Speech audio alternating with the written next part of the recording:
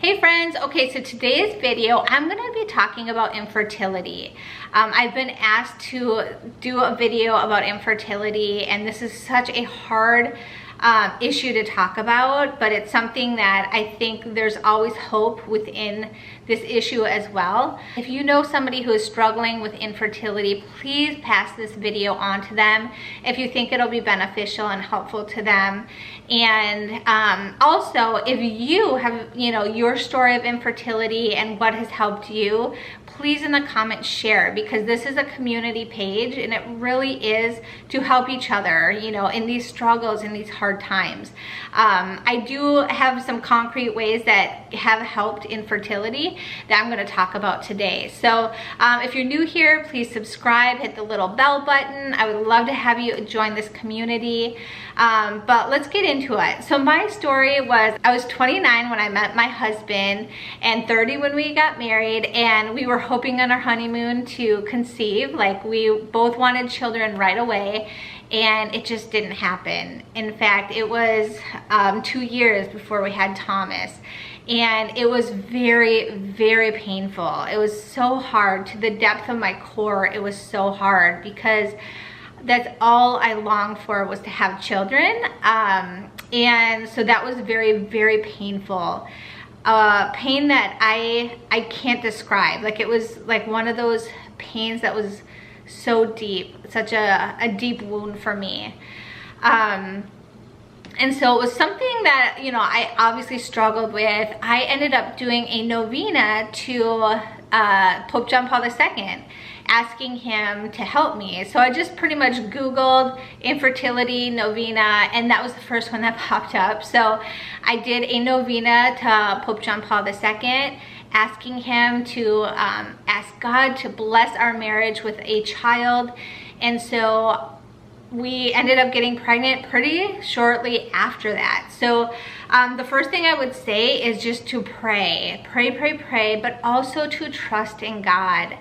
I think that was something that was really hard for me, because I was, in my 30s, and I was worried that, maybe I missed my chance, maybe, and I didn't meet my husband until I was 29, so it's not like I had chances before then, to have a baby.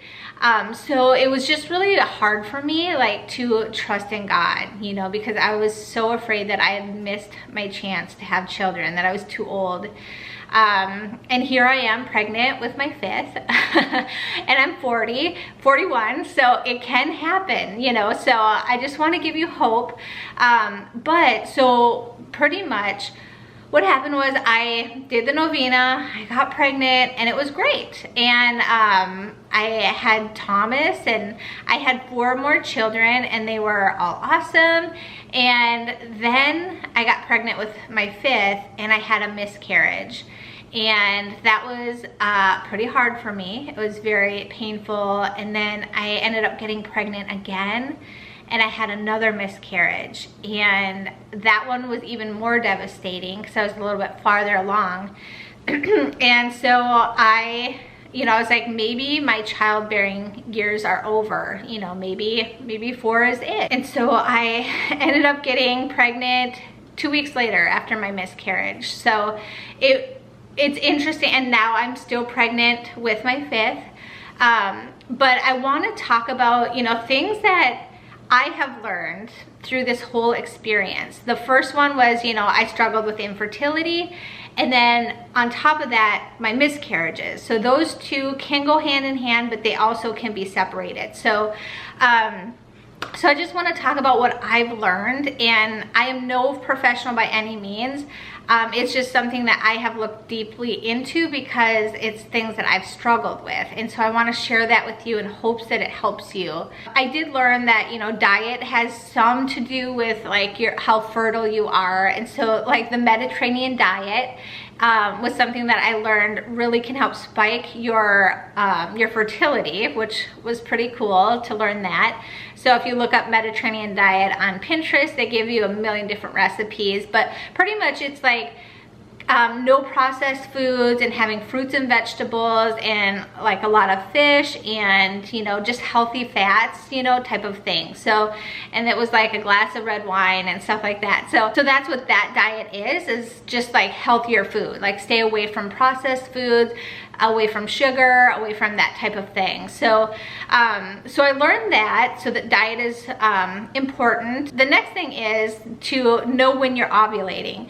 So I went and bought one of those really expensive, like Blue Clear, the fertility monitor, and it's so funny because I got it in the mail and I opened it, and I literally the next day found out I was pregnant. So but to know when you're ovulating can really help. They have little strips that are really cheap, or the more, you know, technical one that, you know, is very accurate, but it pretty much just reads your hormone levels and like when, you know, you're about to spike and ovulate and stuff. So so it's just kind of funny that I bought that really expensive thing and then I ended up not needing it. So I'm like, huh, okay. The last thing that I've heard that is extremely important, probably the most important besides prayer, is to check your estrogen and progesterone levels. So a lot of women who are having a hard time getting pregnant or have a lot of miscarriages right after one another, they usually have low progesterone. And so like I've had friends who, I know somebody who had 5 miscarriages in a row. Like they got married, had 5 miscarriages, and then she found out about like the NaPro doctor. So it's a NaPro doctor who actually specializes in your levels. And she went to the NaPro doctor and they gave her progesterone, and she's had 5 children now. I think she had 1 miscarriage, and she didn't have the progesterone in time, type of thing. So, but she has 5 children now, and she's very happily married with 5 children. But she, as soon as she found out she was pregnant, she would always call her doctor and get the progesterone shots. Or I think she had shots, I think there's like creams, there's different ways to get it. And so that helped her tremendously. And I know so many friends who couldn't get pregnant, took progesterone, and then they got pregnant, and it was, you know, it was a lot easier because their levels were more accurate. Now there is a Catholic institute, the Pope Paul VI Institute, and they specialize, they're Catholic, and they really you know, IVF is not okay in the Catholic Church. That is considered a grave sin.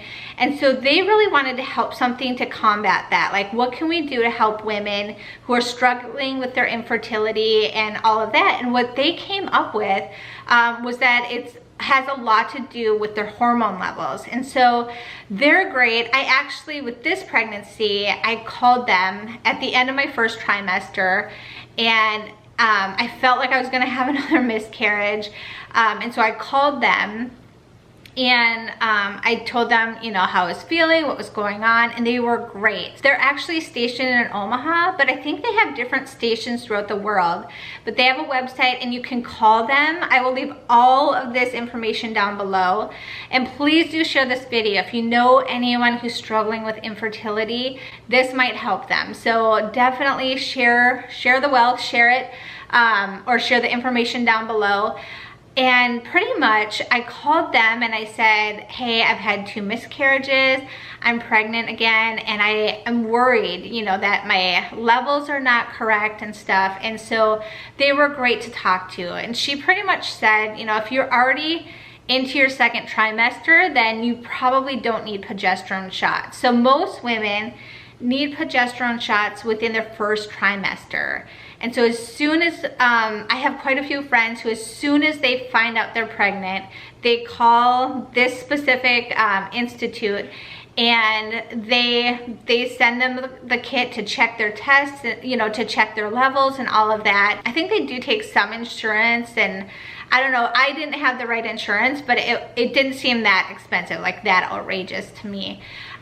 So anyway, and that has helped them so much. So they can put an order in for a pharmacy near you and stuff. So that is something to look into. I will say that I thought I could go to my OB and tell them that my, progesterone levels were off.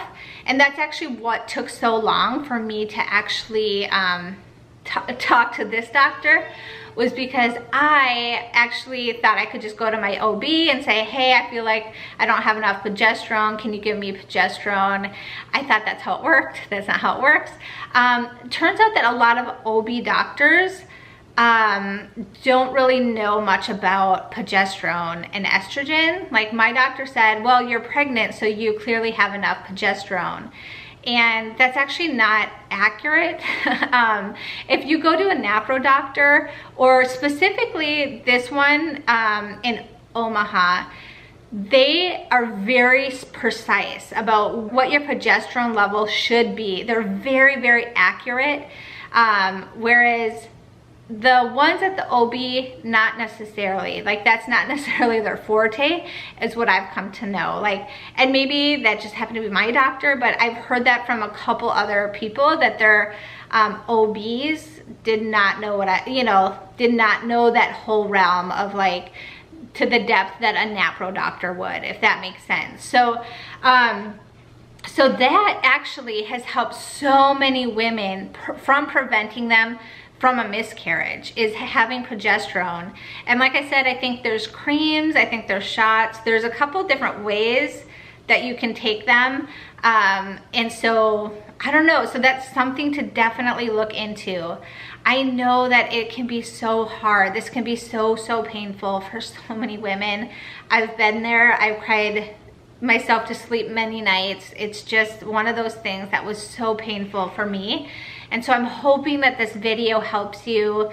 Please, if you know any other things that would help women, please share it in the comments, because this is something that that can, be so painful, and you could help. So I am not, in any way like a specialist. I'm just sharing like what I've learned, and there's probably a lot more that I haven't learned, but that you guys could share. So anyway, definitely pray, give it to God, trust in God, and the last thing I want to say is, maybe God's will for you is to not have children, and that is very hard for me to say, but I'm not God. God knows what he's doing, and we have to trust that. Maybe his will is for you and your husband to adopt. Like maybe that's something to pray hardcore about. Like, God, do you want me and my husband to adopt? Is that where you're asking me to go? I know so many people who struggled with infertility, adopted, and then they got pregnant, like it's something that could happen. God knows what's going on. We just truly have to honestly trust him, and that can be very hard and painful, but it's so good when we do that. Like that glorifies God when we trust him to the depth of our core. And anyway, I hope that this video helped you guys. I hope that I will pray for you. Please let us know if you are struggling with infertility and you want us to pray for you, or people or miscarriages or anything like that. Like, let us all be a prayer community for each other and to help each other. So anyway, that's all I have for today. Until next time, I will see you all later. God bless. Bye.